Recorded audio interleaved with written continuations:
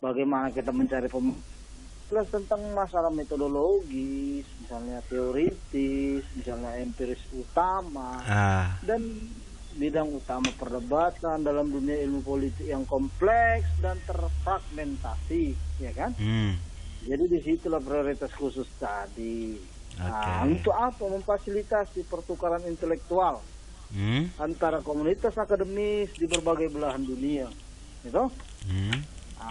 Jadi kadang-kadang memang kita sering membahas masalah intelektual, agenda penelitian, literatur yang memang sama seperti kayak di Amerika Utara, Eropa, dan di tempat lain misalnya. Cenderung ya berkembang dalam isolasi relatif tadi satu sama lain ya. Maka aku rancanglah kerangka kerja untuk dialog debat yang daripada advokasi satu pendekatan regional atau lainnya tadi, untuk apa? Kunci untuk kemajuan gitu loh. Untuk kemajuan bangsa ya. Iya, jadi ini mencerminkan pandangan bahwa nilai-nilai inti ilmu politik haruslah teori yang dibangun secara logis dan koheren, ya toh? Iya. Diimbangi dengan penyelidikan empiris yang dibangun dengan cermat dan menyeluruh. Tantangan utamanya apa? Tahu Kang Arya? Apa? Untuk memastikan kualitas dan integritas dalam apa yang diproduksi daripada membatasi keragaman metode dan pendekatan. Itu dia yang kumaksudkan sebagai karya untuk ilmu politik terbaik dalam semua ragamnya. Dan memang itu menunjukkan bagaimana memelihara keragaman tersebut dapat lebih meningkatkan disiplin. Jadi kalau kita bicara psikologi politik yang lain lagi nih, jadi pada tingkat yang paling umum ini oner apa enggak ini? Oner ini masih. Jadi pada tingkat yang paling umum tadi Kang Arya, nah inilah aplikasi yang kita kenal tentang psikologi manusia ya. Pada studi politik ya, pada studi politik khususnya ya, karena kita bicara psikologi politik ya. Jadi ini mengacu pada teori-teori dan penelitian tentang biopsikologi, ilmu saraf, kepribadian, psikopatologi, psikologi evolusioner, psikologi sosial, psikologi perkembangan, psikologi kognitif, dan hubungan antar kelompok ya. Begitu dia kita bahas terkait elit politik misalnya ya. Kamu pasti dengar lah ya kericuan-kericuan di kubu Demokrat misalnya ya. Jadi ini di sini psikologi politik berperan ya.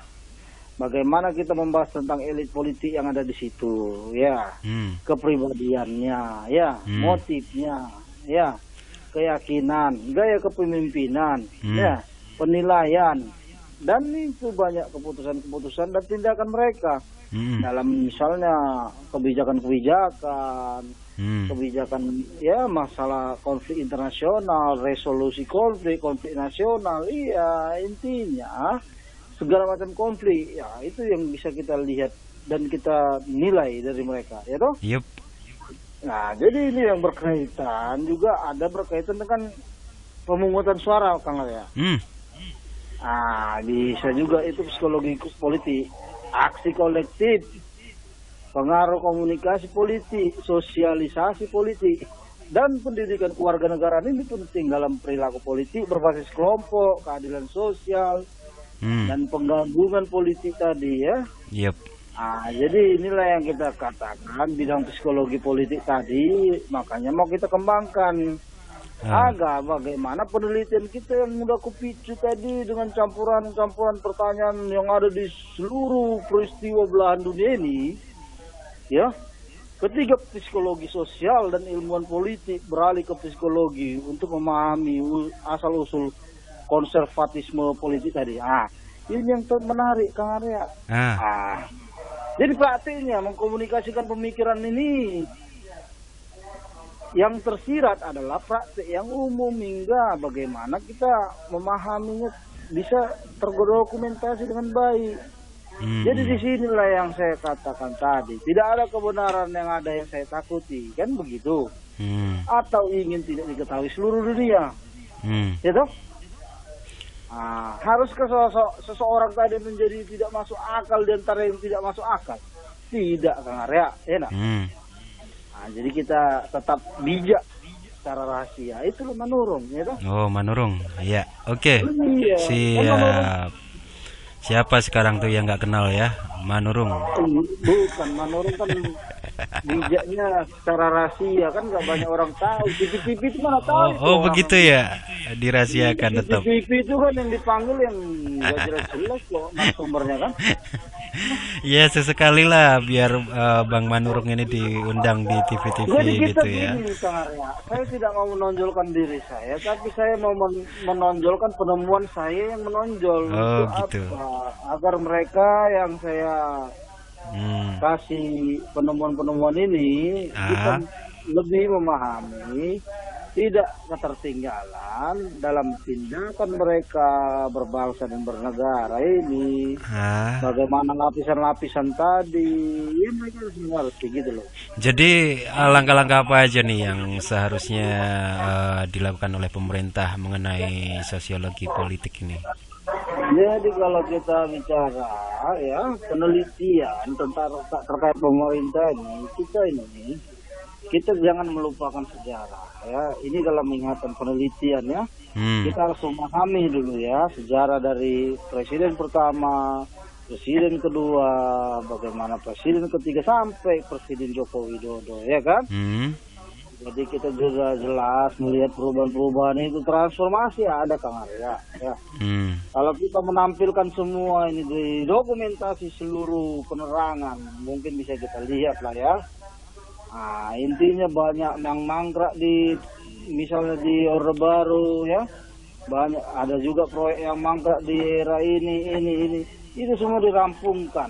Ya, intinya itu dari segi pemahaman proyek dan tindakan pemerintah dalam kebijakannya, ya toh? Nah, intinya mereka mau melakukan manuver-manuver yang cepat untuk bagaimana Indonesia supaya maju dari segi infrastruktur pembangunan, ya toh? Kita harus mengenali, memahami gitu loh Kang Arya. Bagaimana menerima realitas ini tadi, ya toh? Ini juga banyak mungkin hal-hal yang kurang ya. Misalnya pemberantasan korupsi Kang Arya ya. Bagaimana? Ini yang sangat penting di negara kesatuan Republik Indonesia ya. Nah, karena bagaimanapun Kang Arya, kalau bagi saya itu ya korupsi ini sangat ya merusak ya, bukan hanya merusak, tapi kalau sudah menjadi budaya dia mengakar ya, ini yang berbahaya. Ini bisa jadi ya kayak virus ya, virus yang mematikan. Karena bagaimanapun kita mau maju katanya, ini kan pejabat-pejabat banyak Kang Arya. Kenapa? Dari kabupaten, dari camat, dari wali kota, dari tingkat lurah ya, kita sampai ke desa ya. Dari desa sendiri ya Kang Arya ya, kita tahu ada desa ya. Itu juga kepala desa ya, masih banyak kita jumpai berita-berita ya. Yang melakukan hal-hal seperti itu ya. Dia memanfaatkan kewenangan dia untuk mencuri, iya kan? Korupsi itu mencuri, ya. Itulah yang sangat berbahaya. Terus gitu ketahuan pula dia di karaoke sama cewek, ya kan? Ini yang bahaya. Jadi harus gimana nih untuk warga masyarakat ini untuk menanggulangi hal semacam itu, Kang Arya, yang diperbaiki. Jadi bagaimana kita kehilangan pandangan tentang tujuan moral ya. Ini yang mendorong kita masing-masing menjadi lebih baik. Jadi tugas suci untuk bekerja bersama demi kebaikan yang lebih besar, itulah tujuan moral. Jadi mereka harus pahami itu, ya toh? Bagaimana tujuan moral tadi, ya? Kemana arahnya, ya? Kalau kita bilang perbedaan politik ya banyak, tapi kalau kita bicara terkait di demokrasi, di negara demokrasi ini ya, kadang kita harus bisa memahami ya setiap aspek dari kekayaan sosial kita, ya toh. Bagaimana ini. Jadi kita harus berjuang lebih keras bagaimana untuk menyelesaikan masalah-masalah yang kecil besar, ya toh. Kan kita semakin membesarkan masalah, misalnya kalau kayak misalnya ada perbedaan ini segala macam ya. Intinya banyak kali juga konspirasi ya. Banyak ini konspirasi, banyak persekongkolan antara pihak-pihak mereka gitu loh yang memiliki jabatan ya kan. Yup. Kita kan tidak, ya itu hanya Tuhan yang tahu. Oke, intinya seperti itu. Terhadap ketidaksesuaian politik dan sosial tadi. Karena kan untuk sosiologi, dari segi sosiologi itu bagaimana dari pengendalian individunya ya, daripada pembangunan moral sebuah individu itu sendiri kan, bagaimana dia akan melakukan sesuatu hal yang baik atau tujuan yang baik dengan niat yang baik juga, pasti akan menghasilkan sesuatu yang baik juga, ya enggak? Efeknya untuk apa Indonesia maju? Penciptaannya itu bagaimana? Ya kadang-kadang yang di bawah ini kita tidak bisa mengerti, gitu loh Kang Arya. Ya, yang orang bawah-bawahan ini loh kadang-kadang nyeleneh, gitu loh ya, tidak bisa menjalankan kerjaan dia dengan benar, gitu loh. Bagaimana kita mau mengatakan ini? Aduh, ini kadang-kadang begini Kang Arya, ya. Ongkos politik kita besar, ya. Jadi kalau kita bicara tapi juga bukan hanya ongkos politik yang besar, nafsu duniawi, gitu. Materialisme itu, oke? Kalau kita hidup wajar-wajar aja kayak saya nih Kang Rey, tidak terlalu banyak lah hal yang tidak benar di luar duniawi ini ya. Berarti yang lain nggak wajar gitu atau gimana? Lu ya banyak yang nggak wajar Kang Arya. Kalau mereka hidupnya kayak saya ini loh, kerja aja terus di depan laptop ya kan, tanpa ada keluar. Kalau bisa dia kayak saya melakukan sifat dan segala tindakannya, bekerja cerdas dia ya, pasti tidak akan ada korupsi Kang Arya. Kalau dia mau pergi-pergi juga palingnya kok ke situ keluar beli rokok atau apa kayak seperti saya nih ya. Kalau dia meeting ya kan, meeting kan. Iya, tapi kan kebutuhan setiap orang kan berbeda-beda gitu. Apalagi untuk melakukan sosialisasi seperti itu. Dia mesti harus memikirkan di luar daripada nafsu-nafsu duniawi tadi. Kebahagiaan itu apa sih Kang Arya? Kita kalau bicara kebahagiaan ini kalau berbicara soal kebahagiaan ya mensyukuri apa yang ada itu sudah bahagia gitu sebenarnya. Jadi gini Kang Arya, saya jelasin Kang. Kalau kamu bilang kesenangan ya, ini beda dengan kebahagiaan. Kalau kamu bilang kesenangan, kamu bisa dapat itu dari mereka kayak gaya-gaya mereka main golf ya, memancing, main dengan anak, itu kesenangan ya. Kalau kamu bilang kegiatan amoral dapat memberikan kesenangan, misalnya kayak mesum apa ya, segala macam ya kan, mabukan ya toh, ini bukan tujuan moral ya kan?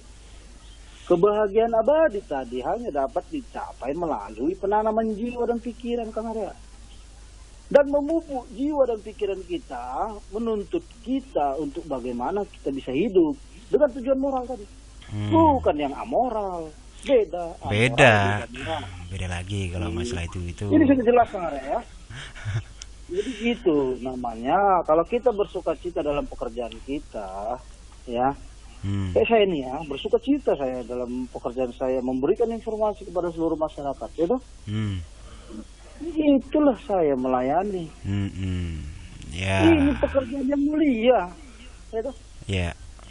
Inilah yang penebar informasi ya, informasi kepada publik ya, bagaimana harus memberikan informasi secara detail, secara real kayak gitu ya, dengan sebuah bukti-bukti kayak gitu. Begitu, itu yang penting Kang Arya. Jadi kita, kalau kita mau menemukan tujuan moral tadi, kita harus mengembangkan akal kita ya. Bagaimana kita menggunakan alasan-alasan tadi untuk bertindak dengan bajik, ya, kebajikan, ya kan? Bagaimana kita mengejar tujuan moral kita untuk membuat kita berjiwa besar. Jadi pada akhirnya nanti sampai pada kesimpulan saya, bagaimana memerintahkan kita untuk melayani dengan kebahagiaan dan mengidentifikasi tujuan moral itu dengan kebahagiaan. Tujuan moral tadi itu dengan kebahagiaan tadi itu. Oke, Bung Daniel, tinggal beberapa menit lagi waktu tersisa ya. Oke, kesimpulannya ataupun kritik, saran dan pesan untuk bisa disampaikan ke masyarakat. Sebenarnya tujuan saya percaya bahwa memang mengejar kebenaran dan ide tadi ya, dengan saya katakan celakalah dia yang tidak melihat arti dalam hidupnya, tidak memiliki tujuan, ya kan? Oleh karena itu, ya kan, kita harus belajar memahami diri kita sendiri, ya kan? Belajar kita lebih jauh lagi, ya kan? Belajar kita memahami diri kita sendiri, ya kan? Introspeksi diri namanya, ya kan? Ya. Jadi kita harus bahwasanya hidup ini adalah kita harus memahami diri kita dulu. Apa yang diharapkan dari hidup, ya kan? Oke. Nah, intinya jadi apa yang kita butuhkan, ya kan, Kang Arya? Tujuan moral tadi, menurut perkiraan saya kita membutuhkan 4 elemen. Tujuan moral individu, kapasitas individu untuk mengejar tujuan itu, tujuan moral komunal, dan kapasitas komunal untuk mengejarnya. Itulah yang penting untuk membangkitkan tujuan moral tadi sebagai fondasi kebahagiaan. Semoga ini bermanfaat bagi para pendengar setia Krida Radio Indonesia Hits and News Station. Tentu saja, semoga aja bisa dipetik pelajaran di dalamnya apa yang sudah disampaikan oleh Bung Daniel ya, Bung Daniel Manurung, tentunya sebagai salah satu pakar politik dan hukum ya di sini. Oke, sobat Krida semuanya, terima kasih untuk kesempatannya dan kita lanjut lagi ke acara selanjutnya.